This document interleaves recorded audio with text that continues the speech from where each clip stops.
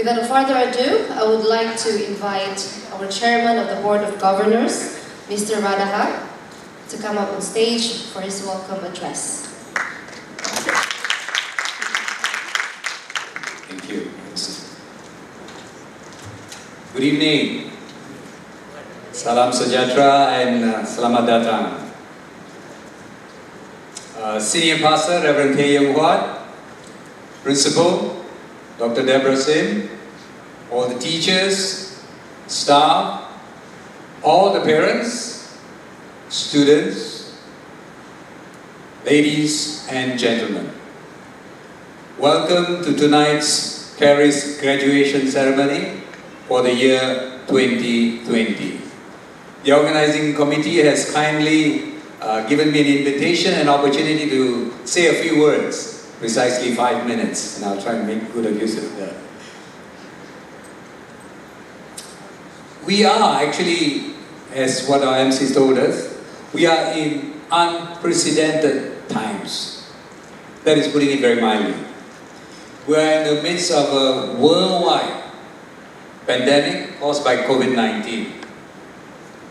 Now, everything we thought we knew, or understood, or thought was the norm, has been upended.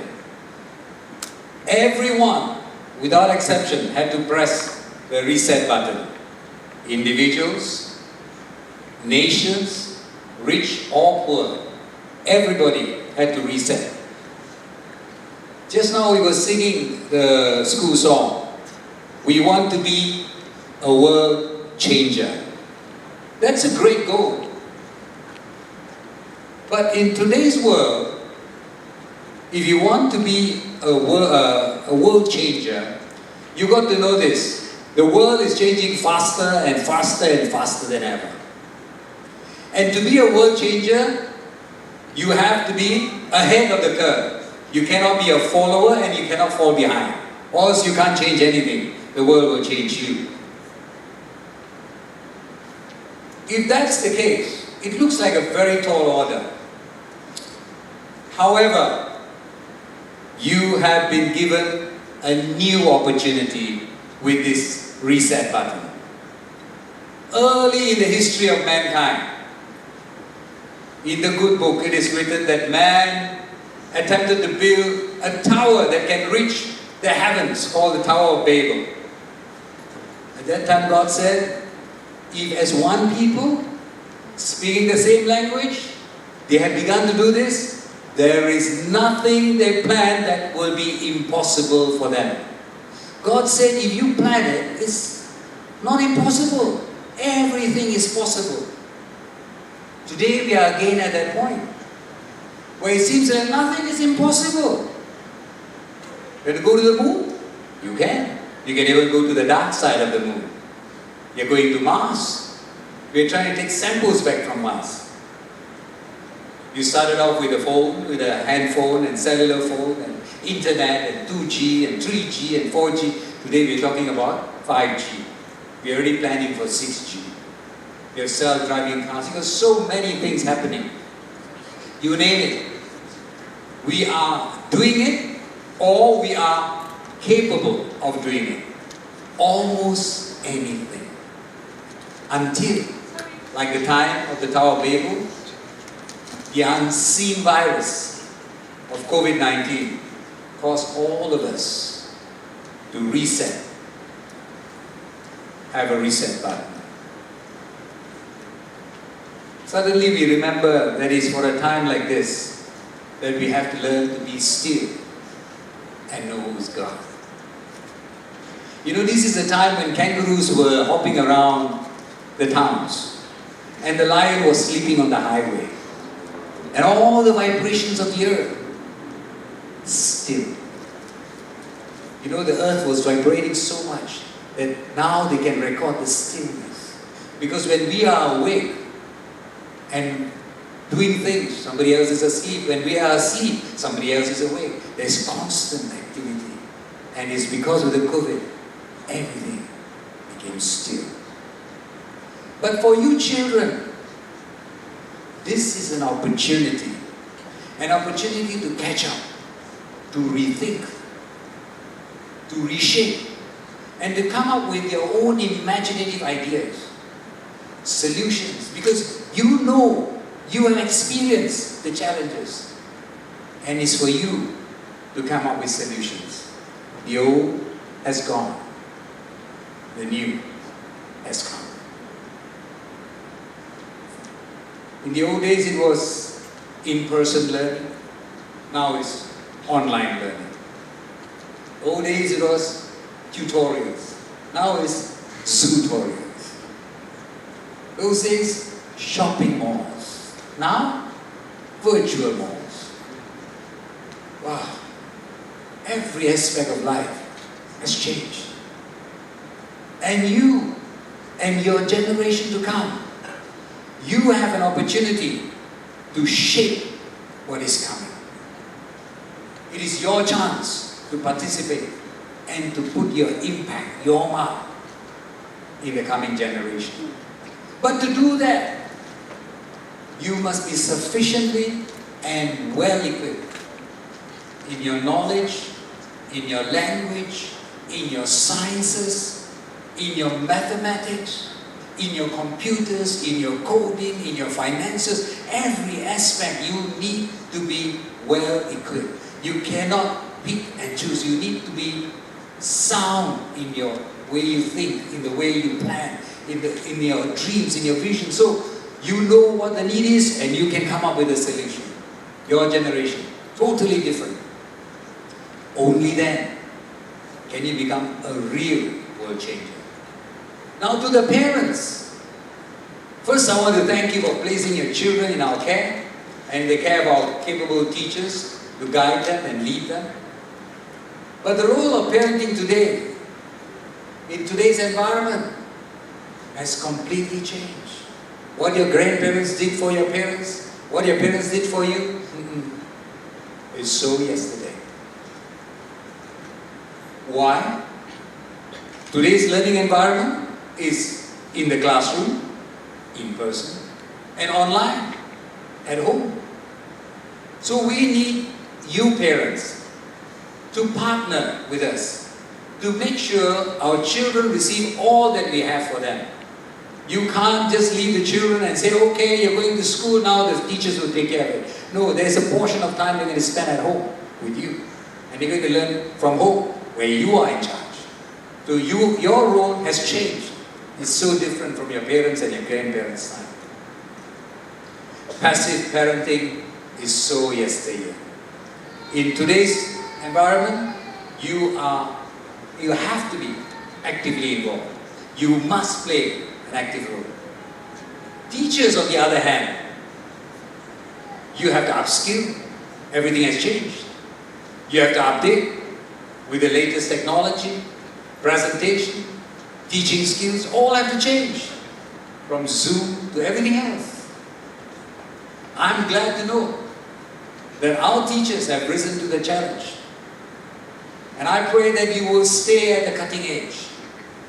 So on that note, I want to congratulate all our graduating students of 2020. Shabas to you. And I call on you, continue to excel. Continue to be innovative in whatever field you choose. Doesn't matter what you're going to do, but you have an opportunity to make an impact. So this is a new day, new dawn, new beginning. So seize the opportunity and make a mark. Be a world changer. So thank you and God bless you. Thank you, Mr. Radaha.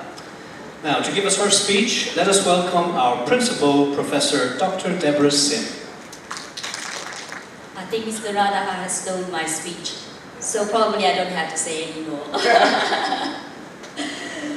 Good evening and welcome to all of you. Good evening, Mr. Radaha, the chairman of the board, Pastor Day, Brian, teachers, parents, students, and friends. It's my privilege to be able to be here to share with you some of the challenges and the opportunities. I have my first slides. Okay, So interestingly, without discussing, Ms. Cheryl, the MC, has mentioned about challenges, and Mr. Radha, the chairman, has talked about opportunities, and I too want to talk about turning challenges into opportunities. How can we turn challenges into opportunities? Mr. Radha chose the Bible passage, the building of the Tower of Babel, to see how man's desire to be God became a challenge that God turned it on the man. Here you know the story, David and the Goliath. Goliath was a challenge. He challenged the Israelites' enemies. He challenged the God of Israel. And David has to seize that as an opportunity to turn it into one that is for God's honor. If there is no Goliath, there would be no David the hero. So we wouldn't have the story here. So, for that reason, now it's the reverse. Just now it's the giants becoming a challenge to the little tiny shepherd boy. But now it's the tiny virus becoming a challenge to the giant human beings. You look at us, how small is the virus? You can't see. It's inside us and it causes all the havoc. It's not just in us, but it's causing pandemic in the whole world. So how can we turn challenges into opportunities? Well, Mr. Radha has mentioned everybody else except the board. So I'm going to start with the board. For the board of governors of the school, they need courage. But when we say courage, we're not talking about courage that means no fear. We're not talking about, oh, I can do that, I'm not afraid. You know, children say, I'm not afraid. I'm not afraid. Actually, they are. But real courage is, even though you're afraid, you know what is right to do, you do it. Acting despite fear is the real courage. I'm sure the board at that time have some fear, has some concern, but they act in courage. There are all around there were threats of people being sacked, dismissed, cutting costs, salary cut, scaling down, downsizing companies and all this. But our board of governors has the courage to continue to maintain no salary cut, no dismissing of any teachers, and we face the pandemic head on. What about for the students, yourself? We have to stay at home. I asked some of them, it's so boring. Well, initially it was fun. Staying at home, you can stay in bed for a long time, get up late. But after a while, it becomes bored. Cannot go out. I said, you mean your mom didn't allow you to go out? No. For how many weeks? No. We can't go out. Wow, okay, that was a challenge. And for the students, during this time, you need to develop openness. And when I say openness, it's not just being open-minded, not just accepting anything. It is actually being comfortable with the unfamiliar. You have to go online to study. You have to search for information yourself. You've got to discipline yourself to get up at the right time and to go on a meeting in Zoom with us. That is actually, you're outside your comfort zone. And yet you do it because you have an openness. Openness in experience, in thinking, and in accepting the situation. And that's what we're looking for. That's how you turn challenges into opportunities to develop that. Okay, so that's what I meant. It's being comfortable with the unfamiliar. What you're not familiar, you become comfortable with. What about the parents? Mr. Radha has said it. Wow, for parents, it is a real challenge because the mom will say, wow, used to be my husband goes to work, my children go to school, I'm at home. I am more flexible, I can arrange my time. But now everybody is inside the house, 24 hours a day, 7 days a week. I've got to cook, I've got to sweep, mop, I've got to also become teachers of the children. And I know for some parents with very young children, they can almost have a breakdown. Right, Mom? It was tough to be the mother, the wife, and also a teacher, the tutor, and a cook. A lot of things you have to be. It was really tough. So when the government decided to open the school, the moms were waiting patiently. When will be my little ones being able to go to school? Which is tough. So I said, for the parents, they need vitality. Challenges turn them into people who actually harvest that energy within them. You know what? They actually say women are tougher than the men. They are tougher than the men. So in time like this, you can see how they persevere, and they really need that vitality. And what about the teachers, for all of us? Mr. Radha has touched on that as well. We've got to be very adaptable. But for me, see, we have to take the step, not just to take the first step, but got to do it before other people doing it. So we have to be initiative. We have to take initiative. We have to think. For 1 week or so, our school were like, what do we do? What do we do? Then we have to start slowly. We think, we've got to plan ahead. It's not going to be just 1 week of holiday. It may be 2 weeks. It may be 1 month. It may be 2 months. In fact, it actually ended up with about 4 months we were off school. And the teachers have to take the initiatives, not only to do something outside their comfort zone, we also have to educate ourselves. We have to go online. We have got to learn how to make videos. We've got to know how to do Zoom meeting. We've got to know how to do Google Classroom. We have to teach the parents how to download and how to upload things onto the Google Classroom. All these things we have to do. Without initiative, we won't be able to do that. So we turn that challenge into an opportunity for us to demonstrate initiatives, taking that first step out. Lastly, to our tower community, to the neighborhood, and especially to the church who started the work here. They have to be very, very, at this moment, dependent on God. And they devoted, we know a lot of people actually went on their knees and prayed.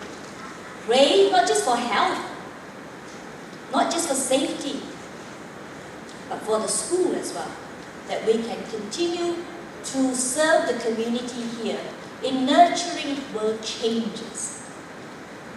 So in conclusion, what have I said? How do we nurture world changes? How do we turn challenges into opportunities? We have to have courage. We've got to have openness. We have vitality, initiatives, and devotion. And what do we get out of this? Courage, openness, vitality, initiatives, devotions in 2019-2020. So this is the acronym for COVID-19. Courage, shown by the emblem, the lion. Openness, the book. Vitality, the athletes. Initiatives, with the heart and the hands open. Devotion, the Holy Spirit. The spiritual light. And that's what I have for you, the COVID-19. I hope you can remember the courage, your openness, your vitality, initiatives, and devotion, in order that we may turn challenges into opportunities. So this is my challenge to you, graduates, especially the year 11. I do not know when I will see you next, but I pray that every challenge that you face, you take in the life to come, will become an opportunity for you to excel and bring honor not only to your parents, but also to the school here. Thank you very much.